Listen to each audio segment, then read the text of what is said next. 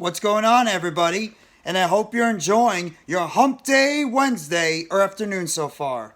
This is NYG Jeffy T85 here, and I'm going to talk about a couple of more draft prospects that I've been going over and scouting the past couple of days.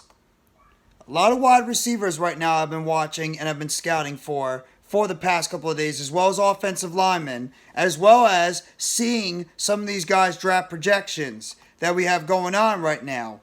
And I'm going to talk about a couple of guys from Ohio State University that, in my opinion, could be players the New York Giants could have interest in both the first round and the second round of this upcoming NFL draft. One wide receiver and one offensive lineman. That's going to be a pattern right now when it comes to these players right now. I'm going to be doing a lot of that. Now, first off, I'm going to start out with the wide receiver, Jaxon Smith-Njigba.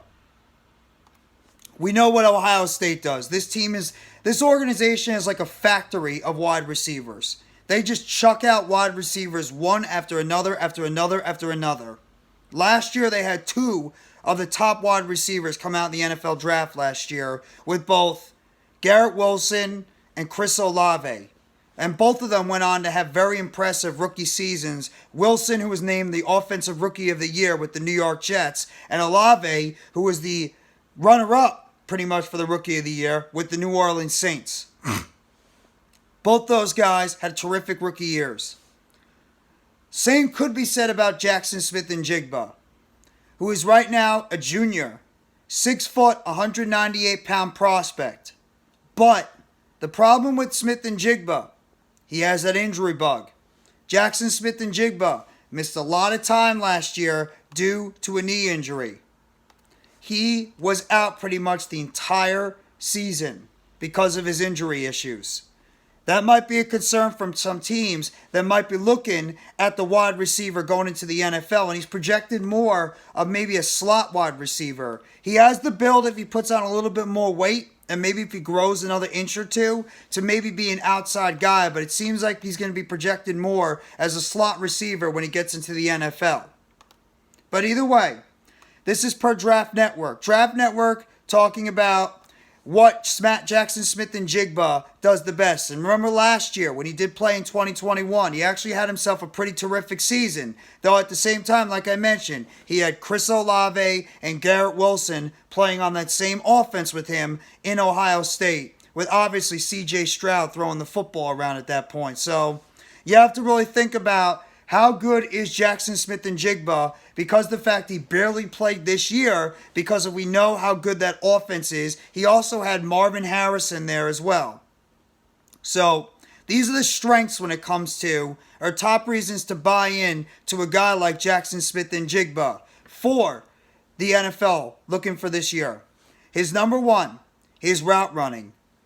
This dude obviously is a very good route runner in the middle of the field. He knows how to run pretty good crisp routes when trying to break away from the defenders in the open field and be able to create that a little bit of extra separation. Much like the wide receiver prospect I did yesterday, Jordan Addison. And Njigba is another one of those guys. Maybe not as good of a route runner and maybe as diverse a route runner as Addison is. And Njigba still can find ways to get into those little small spaces in the middle of the field, create that little extra separation in the middle, and be able to sit down in the zone and catch some of those passes from C.J. Stroud or whoever the Ohio State quarterback is, to be able to make those catches over the middle of the field. And that is a good thing to have if you're a wide receiver, because one of the biggest things you need to be going into the NFL for the wide receiver position is being able to be a good and consistent route runner, as we know.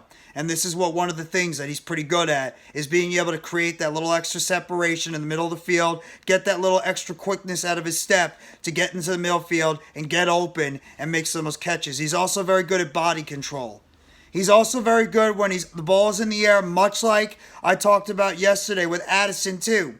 When the ball is in the air, he's able to go out there and find a way to adjust his body to go out and get the ball wherever it is in the NFL, in college football. Go up there, use his body, turn in the right direction, and make the catch when it's there. He's also got very good hands and ball skills. as well. The first thing you like to hear, hands and ball skills. That's the biggest thing. Because the last two wide receivers I talked about so far when I did this, Rashee Rice and Jordan Addison, both those guys struggled with drops at times in college football. That's not the case with Smith-Njigba. This is a guy that's able to go out there and he's able to use consistent. He's able to go out there and get the consistent catches on the football field, and you don't have to worry about him making consistent drops on the field on a day-to-day and game-to-game basis. He's able to give your quarterback the security to go out there and make the big-time catches when they see fit right in front of him, and that's a big thing to have for a college football player going towards the pros, because one of the biggest problems with a lot of NFL college prospects trying to transition to the NFL is the ability, especially at the wide receiver position, to avoid drops issues. Now, there are wide receivers in the NFL currently right now that had drops issues coming into the NFL. Jamar Chase, Justin Jefferson, CeeDee Lamb, just to name a few, Jerry Jeudy, and all those guys. Since they've come into the NFL, yes, they had drop issues still, but at the same time, you're talking about some of the top receivers at that position for the past few years. So I think that's the same thing with a guy like Smith-Njigba. The hands and the ball skills is a very good positive for him. The route running especially is a bonus, because if you're able to get that separation with that extra low burst in and out of your routes, that's going to help you out as a wide receiver going into the NFL. If you don't have that top-end explosive speed or that extra burst out of your routes coming in, and his body control when the ball is up in the air or when the ball is near him, he knows what to turn his body to be able to go up and make that catch in the middle of the field, which I love hearing about that. That's one of the things that gets me the most excited. Most excited about guys like that. And I've talked about that before, wide receivers. If you have good hands, if you're a good route runner, and you know how to control your body in the air to put it in the position where you can make the catch when your quarterback is throwing it in the zone where you're there can make the catch, that's an important thing for a wide receiver. Now, the top 3 reasons why to be concerned about this kid, and I understand why these would be 3 of them that you'd be worried about. His lack of explosiveness. The guy's not going to go out there and give you that straight line speed, straight line explosiveness. He doesn't have the extra gear to him. The route running might help him, but he's not one of those guys that can beat you on a one-on-one go route on the outside, unlike his predecessors, Garrett Wilson and Chris Olave. That's where he struggles with. He doesn't have that extra burst of explosiveness in and out of his routes. He just tries to use his route running to get himself open, but in terms of the explosiveness, he doesn't have that. He doesn't possess that skill right now. Maybe he could transition that more in the NFL, and as he gets, as he progresses, when he gets into the NFL, he can learn how to do that. But right now, that's one of those skills that he sort of lacks at the moment. He needs to learn to develop and win on the outside at the wide receiver position, which most likely projects him to be a slot receiver going into the NFL. That's another thing. You got to be able to play the inside and the outside at times as a wide receiver, especially with his size. A lot of 6 foot, 198, 195, under 200-pound wide receivers sometimes play the slot, and they also play on the outside to give you that diverse option. If he's just strictly a slot receiver, that's going to limit the amount of playmaking ability he can do out there on the football field. But we'll have to wait and see what happens with Jaxon Smith-Njigba. And then the other one, only one season of college production, 2021, when he had Chris Olave and he had Garrett Wilson. He didn't do it on his own. So I understand why would that be a case. But either way, there's a reason why a lot of people are high on the 21-year-old out of Ohio State at the wide receiver position, because he does have talent to become a pretty good wide receiver going into the NFL. The question is, can he stay healthy? And can he add that extra little explosive step in and out of his routes, become even more of a diverse route runner? And will he be put into the right offensive scheme and system to get the most out of his talents going forward? And now I'm going to talk about the other Ohio State player I'm going to be speaking about, and that's Luke Wypler, the offensive lineman, 21-year-old prospect, 6'3", 300-pound guy out of Ohio State.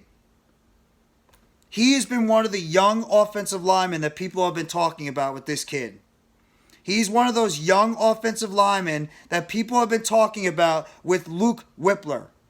Because the fact that many believe he's a center right now, the fact he's so good at pole blocking in and out of his stances, the fact he has good, decent hand placement and footwork. And he's only going to get better because he's younger. He's 21 years old. Compared to like some of the other offensive line prospects like Schmidt over in Minnesota, who's 24, this kid's still got more room to develop, and he's only a redshirt sophomore. So he's even going to get better as he goes.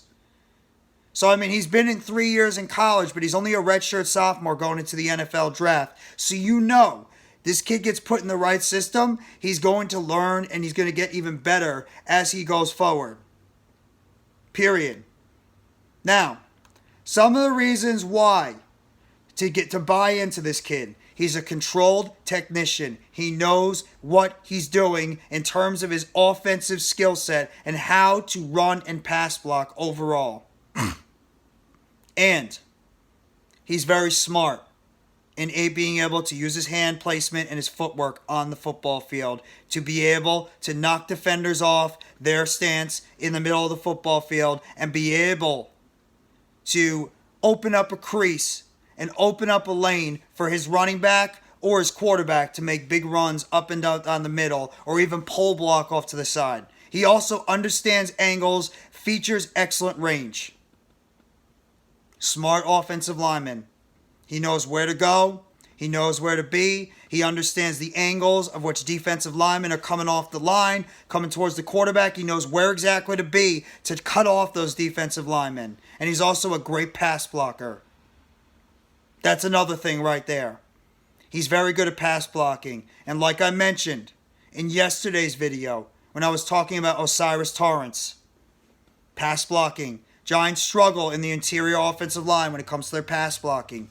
This is one of those kids that's very good in terms of his pass blocking. And I'm very intrigued by him because he's still young, that this kid could still grow.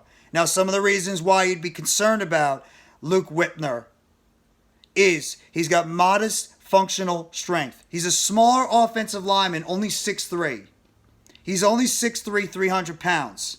That does cause a little bit of a concern when you're playing against bigger defensive tackles going into the NFL. Will he be able to hold up against some of these bigger defensive tackles when you get out there on the football field? That's something to be a little worried about. I understand that. He also has tendencies to get outreached, pretty much saying he has small arms. Doesn't have long arms to be able to get out there and handle some of these big defensive players. Doesn't it kind of remind you a little bit of Tyler Linderbaum and what they were projecting about Tyler Linderbaum when we were talking about the NFL draft last year? Reminds me a whole lot of Linderbaum. These same type of traits. And he also lack of versatility. Which pretty much means he's only pretty much a traditional center, which I don't mind.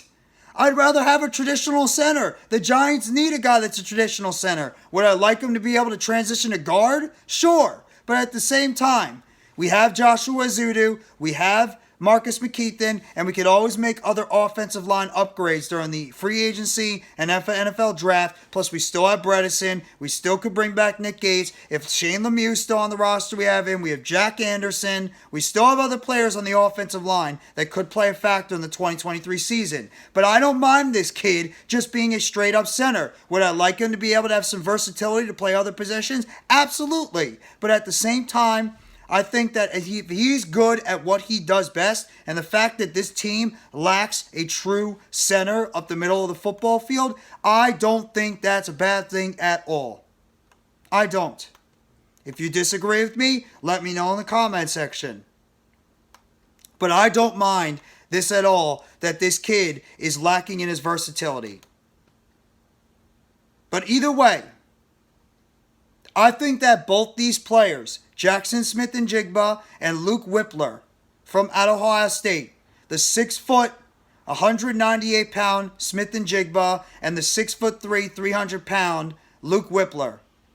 I think both these guys could be players the New York Giants could have interest in maybe looking at in the NFL draft. I know the Giants haven't drafted a hell of a lot of Ohio State players in recent memory.